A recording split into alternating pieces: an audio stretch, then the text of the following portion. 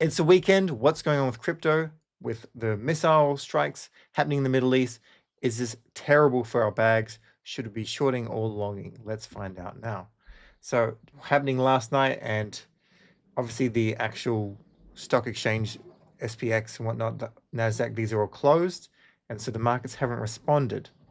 But Iranian hypersonic missiles striking Tel Aviv and Israel. And the rumor has it 2,000 missiles what they plan to actually send. Now, early on, many moons ago, the S&P 500 really would react hugely to massive events, right?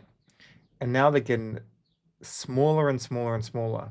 It's weekend right now, so we have to see what's going to happen. But I'm not expecting that we have a major push down. And here's another one: a historical look at the S&P 500 reaction to major geopolitical events. With the Israel-Hamas war, it says none. I think there was like some sort of small thing, but I'm seeing right now on Twitter and whatnot, like people calling for like gas prices to go sky high and everything's going to implode. I just don't think that's what's going to happen, to be perfectly honest. Humans have always had conflict. This is just getting a whole lot of attention right now. And unfortunately, there's conflict. That's just the unfortunate thing. So we're still locked in on the basis that we could go down a little bit more. This would probably be my buying opportunity right now. But we're hopeful and thinking that M2 is going to push us back up. And Bitcoin's been really important here. Now, volume has been decreasing. There's not a massive amount of volume right now. We did have more of a green candle, though, just recently on the 1 day, but now we're currently down a little bit lower. We'll have to see how that happens. In general, though, what we're looking at is if you do want to place some bids Bitcoin, you can follow the fib. Nothing's financial advice, but as an example, currently holding the 0.5. But if you want to go and place a bid, a spot bid, or even if you want a long limit bid, if you want to, at 104,300, 102, you come all the way down to here as well if you want to. Not that I expect that to happen, but if it doesn't fill and if it becomes invalidated, you can change it. If you zoom out even further, then if we break this, then we'll go down lower for sure. But at present, like we shouldn't be talking about here. Just if you want to put in stink bids, you can put them down significantly lower. But I'm not expecting this conflict to go crazy. We don't have all the data yet, and time's going to change. And if things inject more news into mainstream media, which affects the markets come Monday, if US actually starts to go there. But Trump is not the type of president that really likes to inject war things into war. There is a partnership and an ally. They are allies, so there will be some sort of military support. But I do not expect a full-on go-to-war battle. That's just my expectation. Trump wants his markets to do better. The market cap dominance of USDT, it rocketed up and now it started to break down, which means price is coming up again.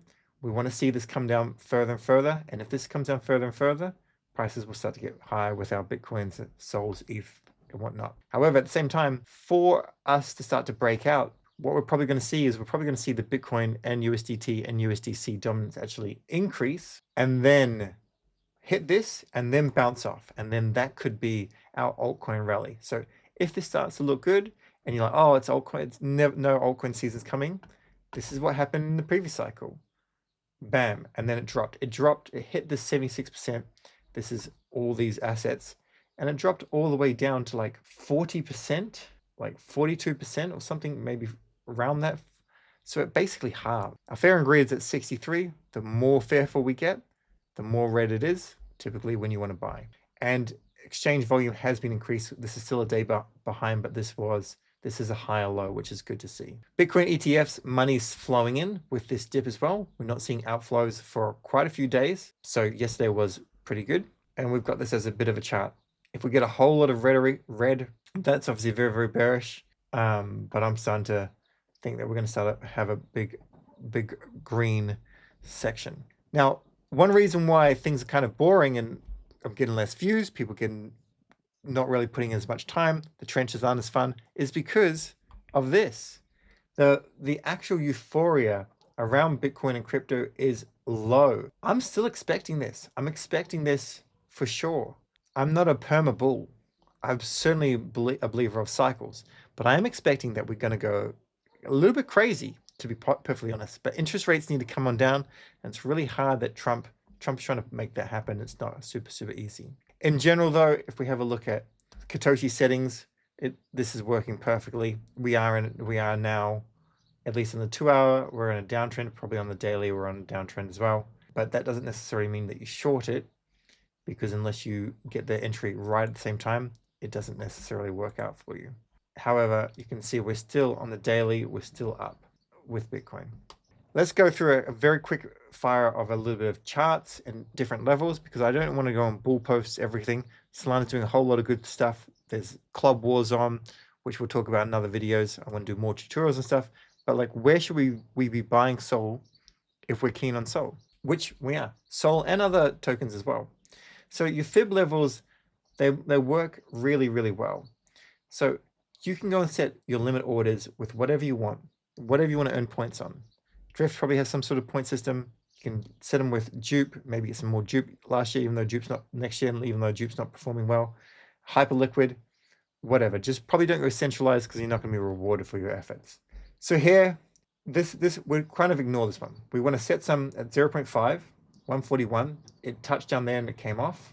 But setting some 141 either just above, just below, or on it. Same here and same here. Now, I'm not expecting that we go down here at all, but you can set it down here and then just wait. SUI as well, it's currently holding the 0.5.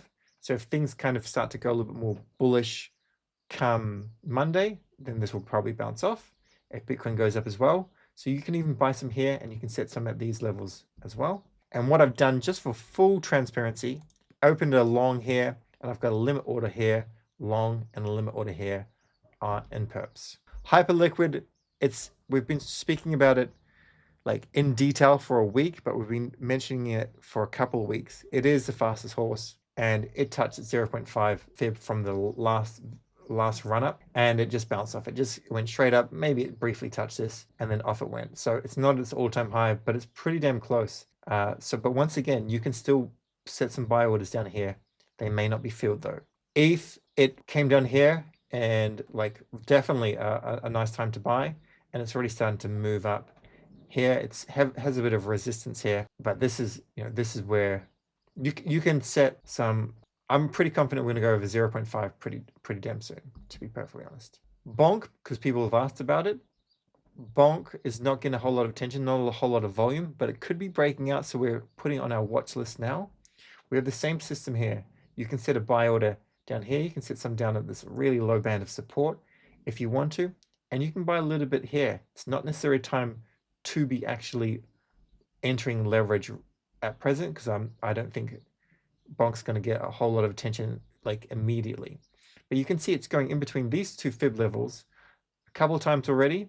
So buying here, setting some here, we're going to come up, taking some profits. Cool. But in general, if you take it from like the all-time high, we don't want to wait for it to reclaim 0.5 necessarily before we're then interested. That's why I showed you the chart just before. Pingu as well is another token that people are interested in. Obviously, this was some fun, and I was buying here, and the cycle went very differently. But we have the same setup here. We've been breaking down. We've come off the 0.68, straight through the 0.5, touched up and coming down. You can trade these ranges. It looks decent. Set some orders here, buy a little bit of spot, buy some. It comes up. You have a hold a moon bag, but still take some profits. This is very indicative that we've got a long way to go before we're bullish, but Luca, I'm sure he's going to deliver, to be perfectly honest. Now, one reason why Hyperliquid and Fartcoin are doing well is they have a whole lot of CT narrative. This one here, this is a Hyperliquid whale, added another 8 million to his TWAP orders for Fartcoin. Put his 37 portfolio into Hyperliquid and Fartcoin. These are the fastest horses, Fartcoin and Hyperliquid. The issue is the leverage side of it makes it a little bit more scary. You can do it spot, of course. We're hoping like crazy that we're going to see a Solana ETFs really soon. A lot of people are bullish on a kind of governmental level for Solana, and we're kind of aligned with the right people, and this is good for the whole industry, especially if we can get staking with it. That'd be fantastic. And then Walmart and Amazon are exploring launching their own stablecoins, which is good for them, but it's not good for the Visas and MasterCards and PayPals of the world, which is completely fine by us, because They charge you so much money. This is outdated, antiquated technology that's essentially going to be rendered obsolete in the near future. And Shopify integrating USDC, I think they did it on Ethereum, I believe. And this is going to save merchants millions and then hundreds of millions of dollars. So USDC is going to absolutely do well. And other stablecoins potentially. Now we've got a little bit of news in terms of the WCT claim criteria for Jupiter DAO. I will not be getting all this because I've actually randomly not voted, sometimes by mistake, just not paying attention to the time. If you have the Cats of Culture and Cadet role, you'll be eligible.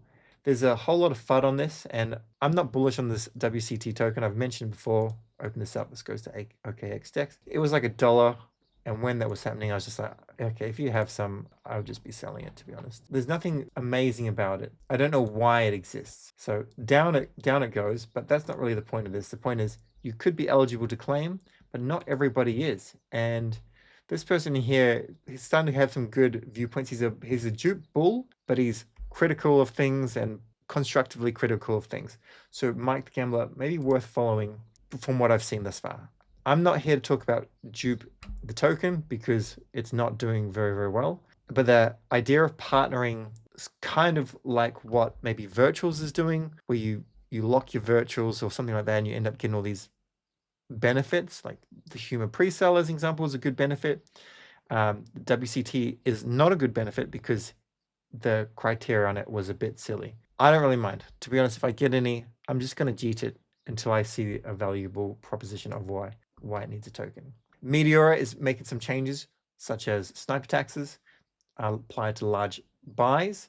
And this could be really good because it's still like the trenches have been destroyed by the people that are just max extracting, and they're not letting things run. They're just in it to max extract. There's been some people that want me to talk about useless. I missed it. Now it's kind of done its thing. It could go higher. Use the fib tool to work out your entries. I've done like live stream videos on trenches and how to use the fib. Check it out. Meteor is trying to do things to make the trenches good. Unfortunately, well, this is good news. Bybit app now lets you trade gold, stock, and forexes directly on Bybit app. Unfortunately, they're basically the first to ship something that's usable, as opposed to what we haven't got like a decentralized system yet. I know people are working on it, but they're slower to ship, and Bybit's come out first. And your final thing is, if you're using one of these Kudos rings, which I've kind of recently got, I'm quite bullish on the Pulse thing, which is maybe a better system than a ring, but it's not live yet. This is. Then, second sneak peek on Season 2 airdrop eligibility for ring holders only. This may be something that you want to look into. I have no idea how the token's going. I haven't even actually claimed my airdrop. I don't think I'm going to have much. I don't think it's going to be doing terribly well, but I do believe that data is very, very important. Your health data, if you can monetize it, it will be worthwhile. So that's basically it for today, for this weekend. I might chime in on Twitter tomorrow. It's certainly a touch grass weekend, but we have to be mindful of where the markets would go. I'm not expecting them to dip. Having said that, if you have positions in Camino, make sure you're not going to be liquidated. That's an important thing. And also be very, very careful of leveraging in these times without stop losses and things like that. Thanks very much for watching. Catch you in the next video. Cheers.